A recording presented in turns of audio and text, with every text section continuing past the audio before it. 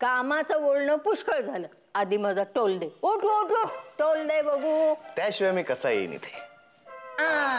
अबीर इकडे आहेस तू? हे काय आजीला चॉकलेट कधी दिलंस तू? शुगर फ्री आहे, स्पेशल आहे, भरपूर खाता येईल. छान. शुगर फ्री म्हणल्यावर कोणी आजीना अडवू शकणार नाही. मनसोक्त का. मी तुला शोधते कारण चहा आणलाय तुझ्याकरता. मला वाटलंच तू आजींची गप्पा मारत असणार. थँक्यू. काय ना, काळेवाडीत आल्यानंतर माई आजीला भेटल्याशिवाय जाताच येत नाही. माई आजीला भेटल्यानंतर असं वाटतं ना की मी लहानपणापासून हिच्याच अंगा खांद्यावर खेळलो. घनश्याम किती लकी आहे ना. लकी वगैरे नसतं रे अभीर. दुरून डोंगर साजरे म्हणतात ना, तसंच असतं. सगळ्यांच्याच घरात राग, लोभ, रुसवे फुगवे असतातच बरं. हो, पण रुसवे फुगवे व्यक्त करायला घर असावं लागतं ना. आणि त्या घरात तुमच्यासारखी मोठी माणसं असावी लागतात. तेच जर नसेल तर काय करायचंय? ओ, सगळे इकडेच आहेत का? मला माहिती नव्हतं. I am really sorry. मला पॅरासिटामॉल हवे माई आजी. हो आहे ना कपाटात. या.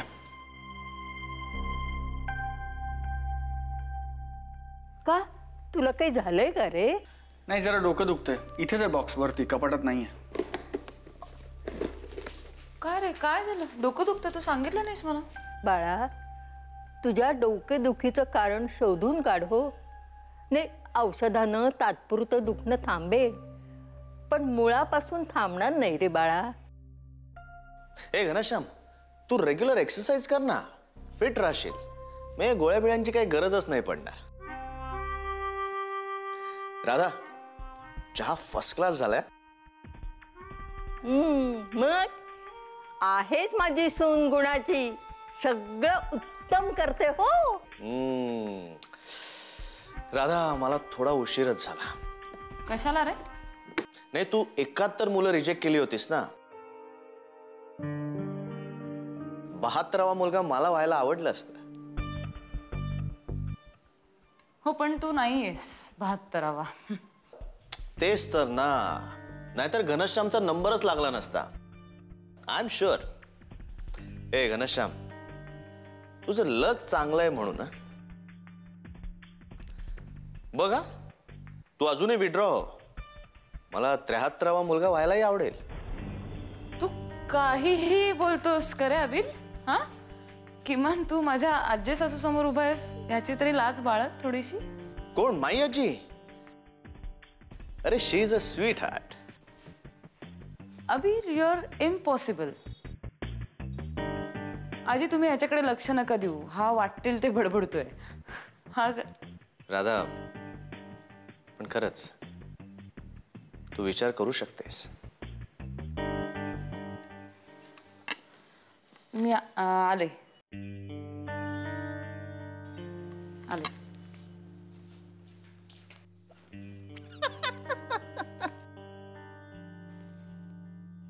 सोड ग बाळा. ऐक ना प्लीज. ऐक. नाही नाही ऐक ना. मी सकाळपासून खूप दमले. मला माझ्याच लग्नाची नवीन कविता. प्लीज प्लीज ऐक बाळा.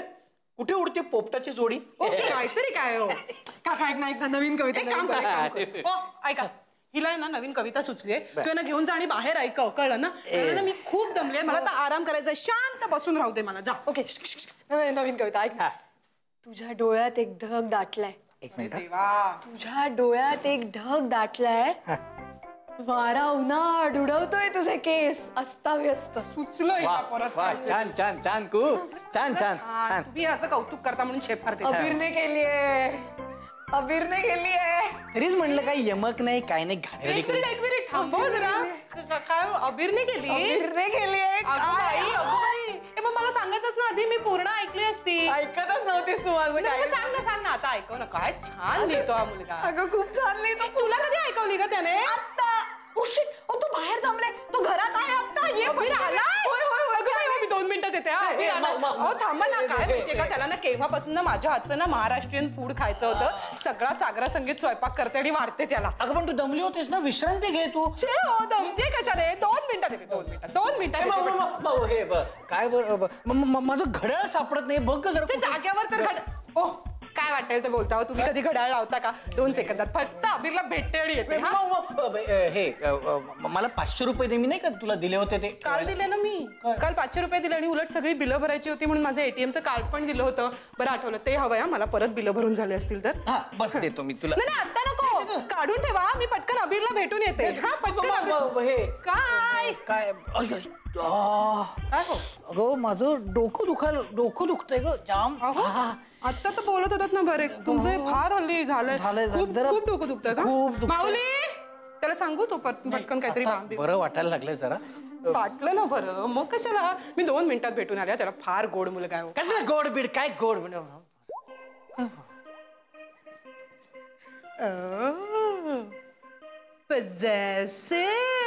कोण मी कसं काही पद्धत नाही.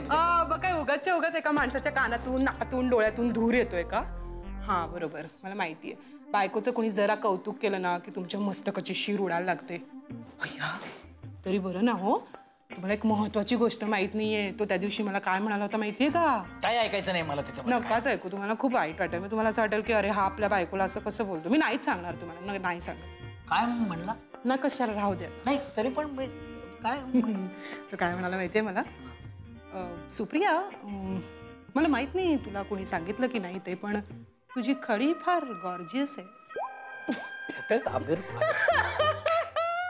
अबीर बाळा छान हो छान. आमच्या शामरावाच्या कानातून धूर यायचा बाकी राहिला होता फक्त. उत्तम जमवलंच. आता ऐकणाऱ्याला उद्धट आगाऊ वाटेल पण त्याचं काय. शेवटची इनिंग आहे ना. चौकार षटकार हाणायलाच हवेत हो. पण माई आजी मी जे काही म्हटलं ते अगदी मनापासून म्हटलं. म्हणजे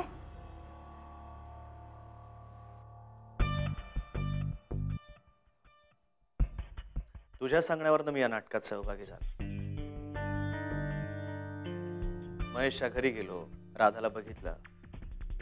तिचं वागणं, तिचा समजूतदारपणा, तिचा बाणा हे सगळं बघितल्यानंतर मला असं वाटलं की घनश्याम राधाला भेटायच्या आधी मी जर राधाला भेटलो असतो तर कदाचित आमचं जमलं असतं. आमच्या सवयी, आमचे स्वभाव, एकूणच सगळं आमचं खूप जुळतं. मग माझ्या मनात विचार आला आणि माझ्या लक्षात आलं की राधासारखी मुलगी माझ्या आयुष्यात मला आवडली असती. राधाच. अबीर अरे काय बोलतोस तू हे? माझी म्हातारीची चेष्टा करू नकोस रे बाबा. आताच्या झेपत नाही मला हे. माई राधा ही तुझी नातसून आहे. जनरली कुणी आपल्या सुनेविषयी असं नाही ऐकू शकत. पण राधाच्या आयुष्यात दुसऱ्या एखाद्या पुरुषाची खोटी का होईना पण एंट्री करण्याची कल्पना तुझ्या मनात आली. यावरनं मी तुला खूप मॉडर्न मानतो. खूप मोकळ्या विचारांची मानतो मी तुला. त्यामुळे हे सगळं बोलताना मला अजिबात प्रेशर नाही किंवा तुझं वय काय किंवा राधा तुझी कोण हे असे प्रश्नही नाही पडत मला. कारण हे सगळं तू खूप हेल्दीली घेशील हे मानतो मी. म्हणून मी हे सगळं बोलतोय. म्हणजे नेमकं काय म्हणायचंय तुला? राधासाठीचा 72वा मुलगा व्हायला मला आवडलं असतं.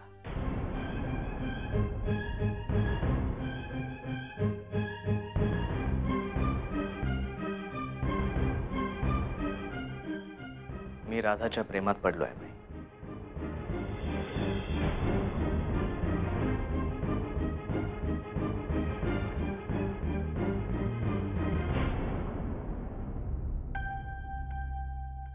माई आजी मी अत्यंत प्रामाणिकपणे माझ्या भावना कबूल करतोय.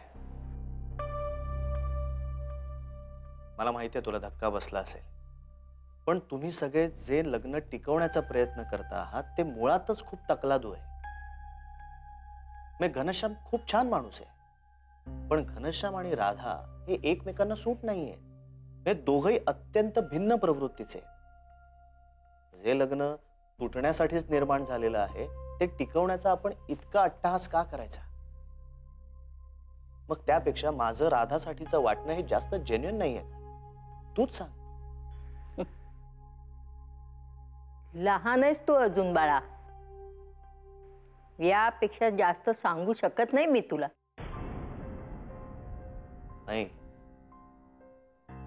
खोट्या लग्नाला संधी देण्यापेक्षा मी माझ्या खऱ्या प्रेमाला का नाही संधी द्यायची?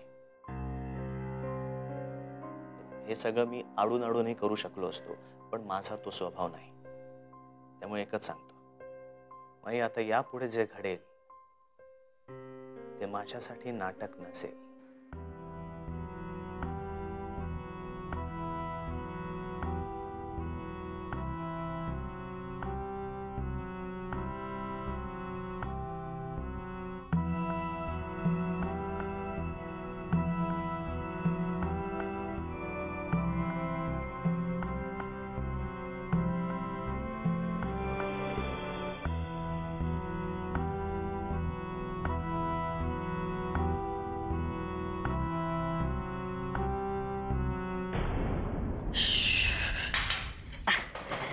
अबीर, तू इथे आल्यापासून ना आमचा रसोईघरात येणंच बंद झालेलं आहे. इतके लाड करू नकोस रे आमचे.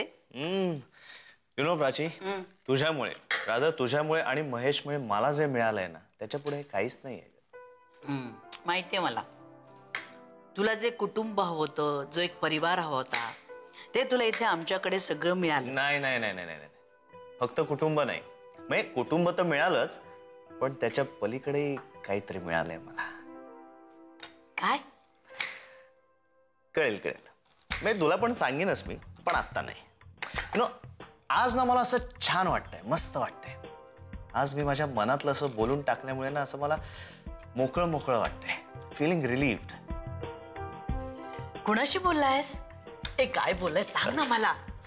असं काय करतोस? तुझी शपथ, बर माझी शपथ घेऊन सांगते, मी कुणालाही सांगणार नाही. सांग ना सांग ना, आता कोणी नाही इथे, सांगू टाक पटकन. आता नाही, आता आजच मी माई आजीकडे बोललोय. त्यामुळे काळेवाडीत तर भूकंपच होईल, पण आय डोंट केअर. मला असं वाटतं की का आपण त्या जुन्या चालीरीती सतत चालू ठेवायच्या, नाही का? आणि किती दिवस. एकदम एकदम बरोबर आहे. का रे तू असं गोंधळात टाकणार बोलतोस? असं सगळं मला उलगडून सांग बघू. हा सांग बघू तू. सांगेन सांगेन सांगेन. Just hope for the best. काय ना प्राची, बेस्ट हे बेस्टच असतं, राईट? बेस्टला काही ऑप्शनच नसतो. करेक्ट. ठीक आहे, ठीक आहे. तुला मला काही सांगायचं नाही ना, तू कोडी घालत बस जी मला सोडवता येत नाहीये. नको सांगूस, गेला उडत.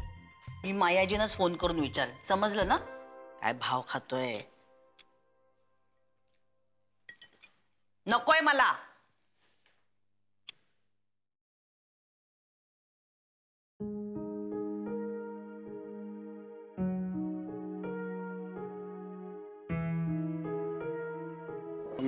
स्वामी.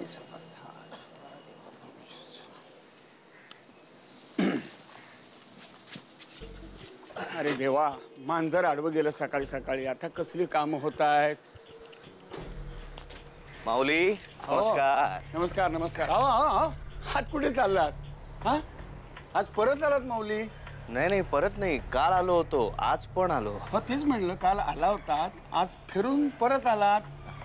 काय ना, अतिथी देवो भव, हो की नाही? ते मान्य मला, अतिथी देवो भव.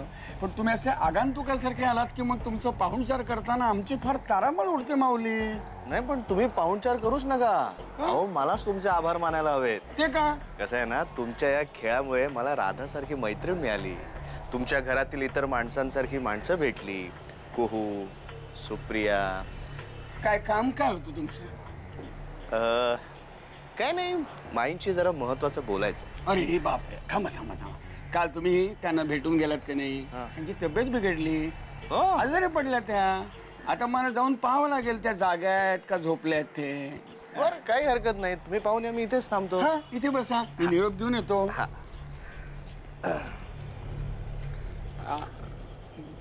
पाय जरा वर घेऊन बसा. का? काय घरात उंदीर फार झाले. पटकन पाय कुरतडायचे येऊन. आलोच मी. म्हणजे बसणार आहातच ना? हो हो. हा हा बसा, मी येतो सांगून.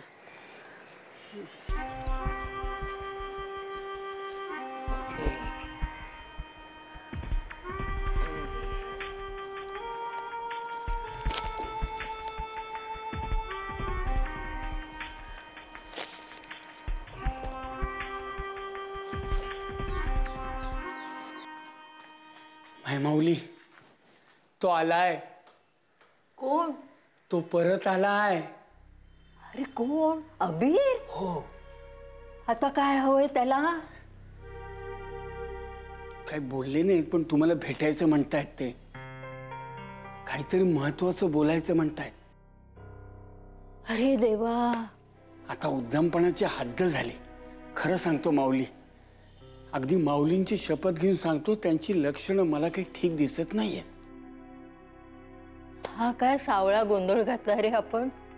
आता या नवीन व्याधीचं काय करायचं? आम्ही तेच तर तुम्हाला विचारायला आलोय, काय करायचं? अरे कटव त्याला, सांग मी झोपले म्हणून. ठीक आहे, ठीक आहे. पडा पडा, मी सांगून येतो, मी करतो काय ते.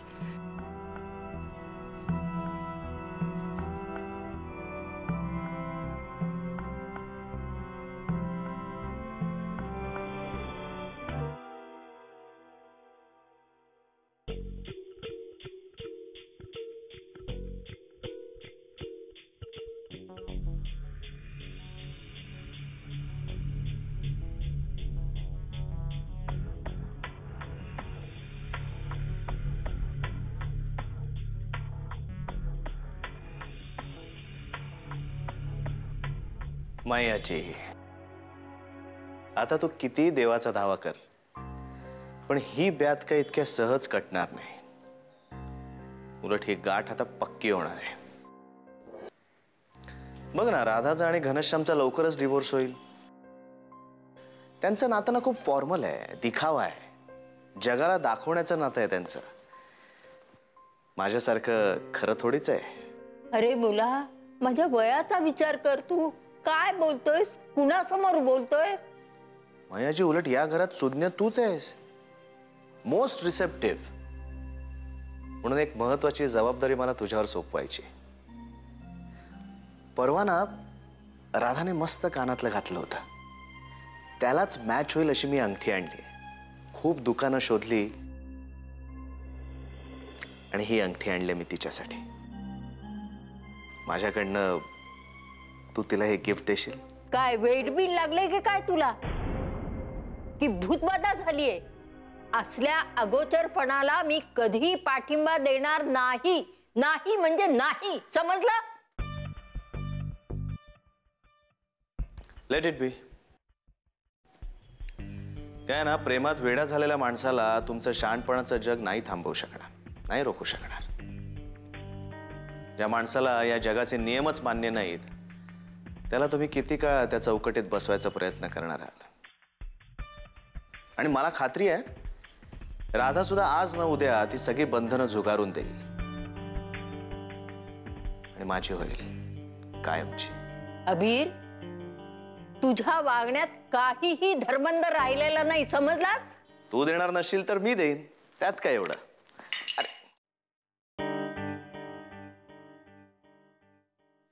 माय माऊली गेले गेले, अबीर माऊली गेले. सुंठे वाचून खोकला गेला.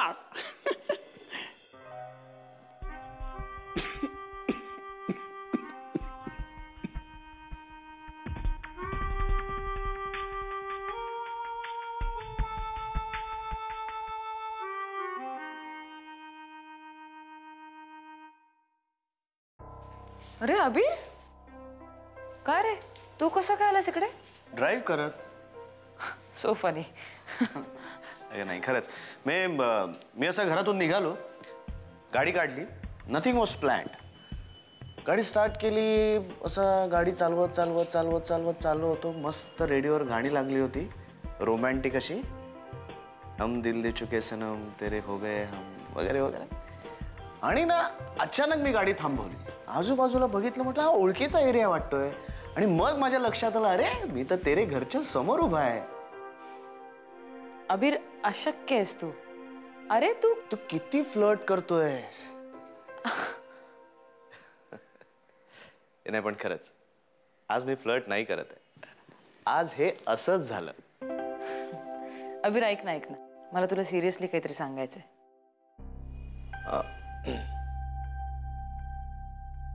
हे बघ, तुझी गंमत, तुझं हे फ्लर्टिंग मी समजू शकते,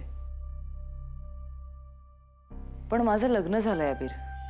त्यामुळे तुझं हे वागणं जसं मी स्पोर्टिंगली घेते तसं माझे घरचे घेऊ शकतील असं मी नाही सांगू शकत. आणि तू असं वागलेलं मला नाही आवडत. तू असं नको वागूस प्लीज. तू माई आजींसमोर वगैरे बोललास, मला नाही आवडलं. तू असं नको करूस प्लीज.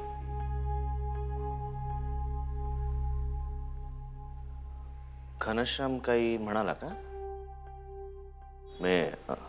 त्याला पण आवडलं नाही का? नाही त्याचा काहीच प्रॉब्लेम नाहीये. मला नाही आवडलं तुझं असं वागणं. हो म्हणजे घनश्यामला काही प्रॉब्लेम नाही. तू का आलायस आज? ऍक्च्युली काळेवाडीत मला कोणाला तरी एक मेसेज द्यायचा होता. मेसेज? तू फोन करून देऊ शकला असतास मेसेज. काही गोष्टी फोनवर नाही सांगता येत, प्रत्यक्ष सांगाव्या लागतात.